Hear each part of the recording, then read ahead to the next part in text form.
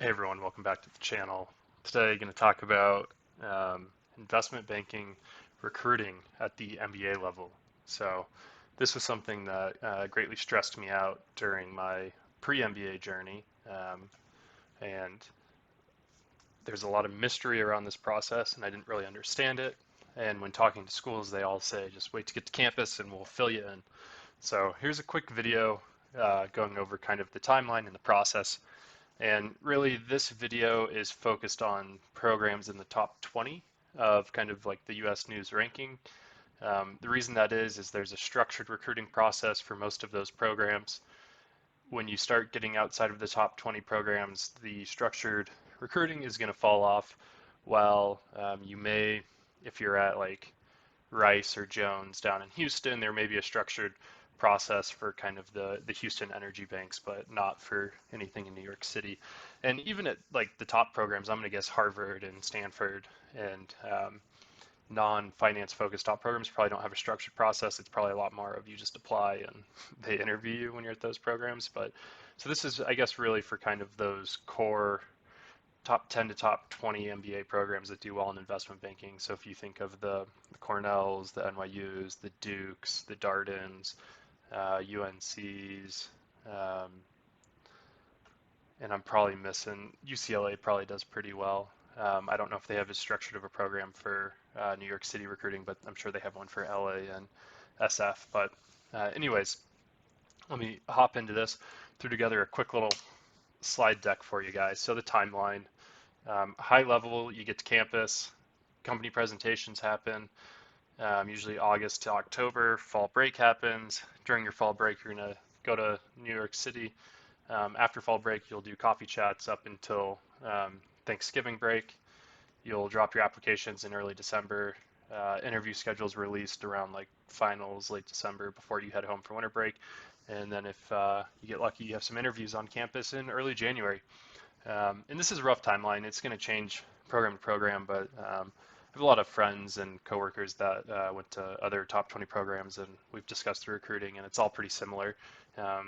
Things might change slightly, but overall it's going to be relatively similar. So first thing that happens, you get to campus. Congrats, you made it this far. You've aced the GMAT, you've applied to programs, you've got recs, and you're in your dream program, and you're just so excited to quit your old job.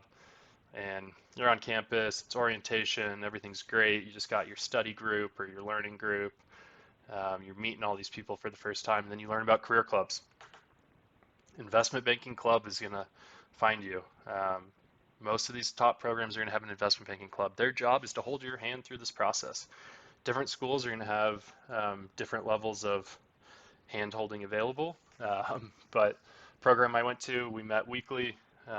They gave us kind of a recap of here's what's coming this week, here's what you need to do, things to be on top of. And there was silly stuff at the start there, like you're gonna wear, if you're a guy, you're gonna wear a dark navy or a dark gray suit, you're gonna wear a white shirt, you're gonna wear a solid color tie, you're gonna wear black shoes with round toe laced up, you're not gonna wear deal sleds, you're not gonna wear monk strap shoes, like here's how you're going to dress. So just depending on the program, they'll give you different levels of guidance, but it's really just to make sure you don't show up and make an idiot of yourself during this recruiting process. So that's kind of step one. And that usually, first week of school, you're going to get introduced to the clubs and sign up for, their newsletter and things of that nature. So that's step one, really. Step two, company presentations. These felt like they started right away, probably the second or third week of class.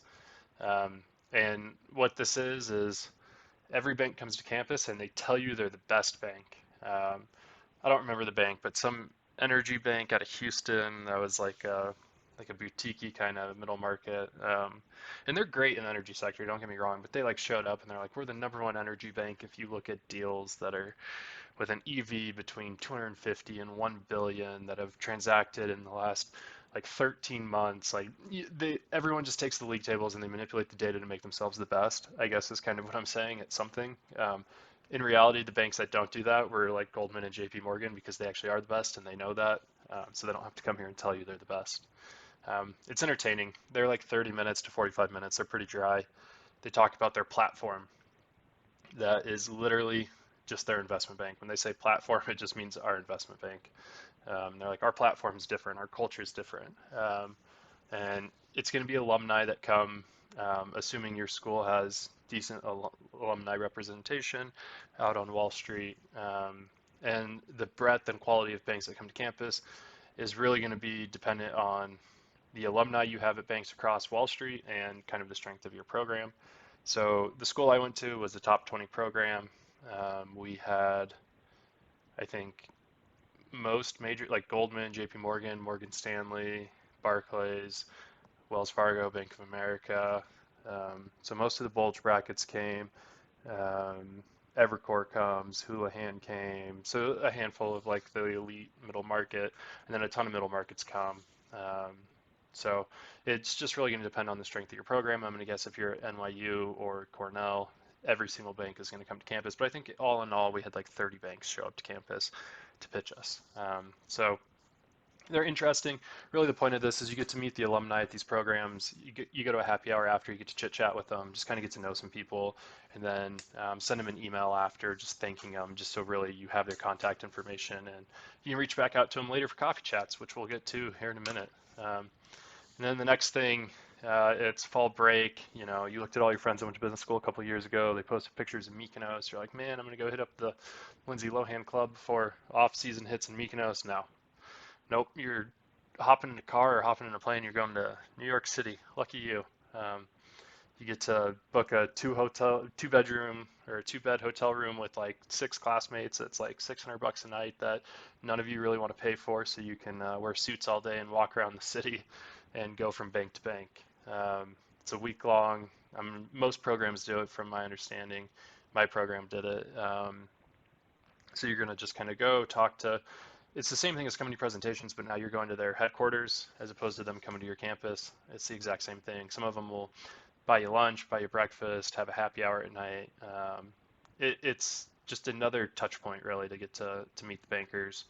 Um, it's, you know, you ask questions. Some of them bring in their higher ups. A couple of banks brought in like their head of their global investment bank to come talk to us that were not alumni from our school, but just important people at the bank. So you get to see kind of some different things and meet some different people. But yeah, that's the career track or the Wall Street track or whatever your school calls it, immersion, career immersions.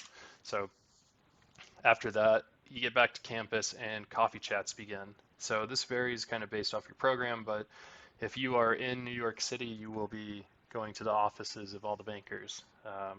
And you know, some banks, some folks will have you in the office, some will tell you to meet them outside and you'll go grab coffee, but it's just 30 minutes to go talk to bankers, and this is going to be primarily with associates.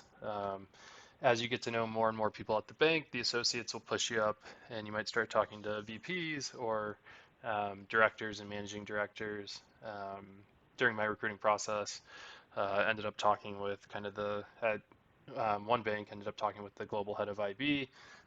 After kind of talking to all the associates and the VPs and a couple MDs, they're like, yeah, you should go talk to this guy. He's an alumni. He'll, you know, want to screen you and get to know you. And some banks you talk to an associate, and that's kind of as high as you have to go. It just really depends.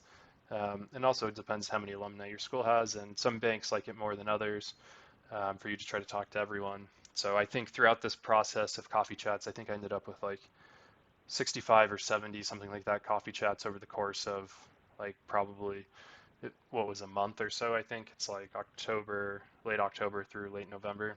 It was about a month. So, you know, you're averaging a couple a day. Most of mine were by phone because I wasn't located in New York City, so it would be 15 to 30 minute just phone call. And then if you're not in New York City, some programs, the alumni will expect you to fly up on Fridays. That's how my program was. So on Fridays, I was flying up to New York City to meet with bankers in person, and just get another touch point. So, and that's all on your own dollar. The banks aren't, I mean, some banks will host events and they'll fly you up on a Friday. So I had a couple of those where I got flown up and got to go talk to bankers on the company's dollar, and it's like a half day, and then you spend the other half of the day talking to other banks. So just kind of depends, but that'll be the coffee chat aspect. And I guess kind of just going throughout all of this, you will get cut from banks. Um, so the way that works is if you talk to an alumni and they decide they don't like you, they just put like an X on your name on a spreadsheet. That's how the bank I worked at did it. We just had a spreadsheet with all the people that reached out. We didn't like them. We just put a note saying like not worth talking to, not going to hire. Just kind of depends. People are pretty harsh, pretty critical, um, but that's just the way it is. And you get cut, and you'll start sending emails to alumni at that bank, and they will just stop responding. And that's how you know you're cut. Or another way is the banks will start having targeted events. So I remember Goldman came back down to campus and they invited 7 or 8 of us to dinner out of the like 50 of us that were recruiting for banking, or 40 of us, how many ever it was. Um, so at that point, you knew if you were one of the 8, you were still in the running. If you weren't, you were out of the running. So that's another thing that happens. And that kind of happens just throughout the process as during the coffee chat aspect. And um, yeah, and then after that, you'll apply. So depending on your program, most top programs, you're going to have like a job portal. It's not going to be like you go to like wellsfargo.com or bankofamerica.com and go to open careers and apply. Now, if you're not a core or a like a not non-core but recruited at school. So there's like core schools where the school has like 5 slots available for internships at that bank. Then there's like this like non-core but still targeted, which is where like you have a bunch of alumni, they've tried really hard, and basically they can get 5 super days for students. And then there's just like non-core, non-target, where like you got an alumni or two, but they have no sway in the hiring, and you're just applying on the website. So a lot of times what it is, you'll go into your company's or your school's job portal, all the banks will be in there, and you'll drop your resume in there. At this point, though, you have a pretty good idea of what banks you're going to get interviews with. It's the ones you're still in the process with that have continued the dialogue and conversation with you. So, and some will require a cover letter. I've noticed that's more of just like a formality where it's like our IB club just gave us a cover letter template and they're like, just update it with your name and type in a couple of your skills here and change the bank name. So more of just like a formality than anything serious. And then interview schedule is released, so that'll happen kind of late December. And obviously timing might change on your program, but ours, it was you applied early December, interviews released late December, and you had a schedule of here's when you are going to be interviewing and with what banks. And then after that, you'll have your interviews. And usually at my school, they happen the first week of January, which is over winter break. So if you went home or were traveling, you got to come back to campus for your super days. Some companies will actually, the first round, if you're like a non-core but targeted school, they'll do like a super day on campus with alumni, and then from there they'll whittle it down to like 3 to 5 or how many ever spots they have, and then they'll bring those 5 up to New York City for an actual super day in New York City. So that's what happened for me with like Goldman, for example. I had my on-campus super day, made it through that, and then they're like, okay, now we're going to fly you out in middle of January to come super day in New York City for our non-core schools. Unfortunately, didn't get the offer there. So, but anyways, that's kind of the high level process for investment banking recruiting. There's a lot of stuff that's going to be just slightly different, probably based off the program, but it's a grueling process. But it's over by December, or I guess early January. So it's really, your first 6 months of school are pretty brutal because you're meeting everyone, you're doing this crazy recruiting process, you're um, just kind of like completely overwhelmed. If your business material is new to you, you're trying to learn core curriculum on top of this and pass your classes. And a lot of the banks want you to have highest marks in all your classes, and they'll request your transcripts or have you self-report them. So it's quite the process. But once it's over, I mean, you're kind of done before everyone else on recruiting. And if you have the internship, then you're good. You can just chill in your second semester of school, and then you intern over the summer and things go well, you get the return offer, and then second year over fall break, you are going to Mykonos. At least that's what I did. So it, yeah, it's a long, grueling process, but I hope this shed a little bit of light on the kind of overall recruiting process. If you have any questions or comments on anything related to recruiting, I'm happy to answer if you leave a comment below. Thanks so much.